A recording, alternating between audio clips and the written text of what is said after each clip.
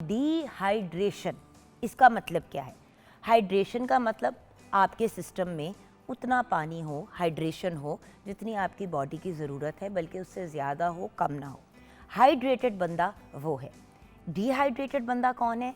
जिसके जिस्म में पानी की और पानी ना की कमी की वजह से नमकियात की भी कमी हो जाए, जिसकी वजह से पंजाबी में अक्सर कहते हैं कि घुड़ुल घुड़ुल पड़ रहे हैं, यानी कि आपकी मतलब क्रैम्प्स पड़ रहे हैं और आपकी बॉडी में अजीब सी पेन हो रही है, आपको समझ नहीं आ रही।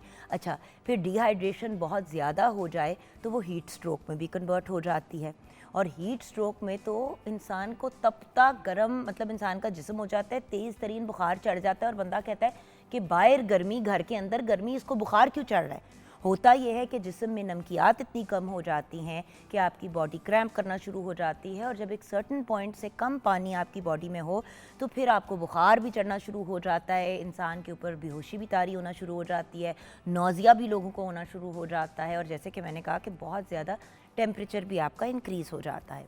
जिस्म हमारा व्यूअर्स बना हुआ है पानी से, ज़्यादातर 60-70% अगर आपकी बॉडी पानी है, तो अगर आप अपनी बॉडी के अंदर खुराक तो सही मिकदार में डाल रहे हैं लेकिन पानी नहीं डाल रहे सही मिकदार में, तो वो आपके जिस्म के हर हिस्से को मुतासिर करती है, आपके निज़ाम हज़म को मुतासिर करती है, क्योंकि आपको जिस्म में, सिस्टम में एक सर्टन अमाउंट पानी की ज़रूरत है ताकि आप कॉन्स्टिपेशन से, कब्ज़ वगैरह से, बवासीर वगैरह से बच सकें, राइट।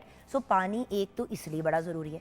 फिर पानी आपकी अंदरूनी सफाई करता है, तो आपके गुर्दों और जिगर के लिए बड़ा ज़रूरी है।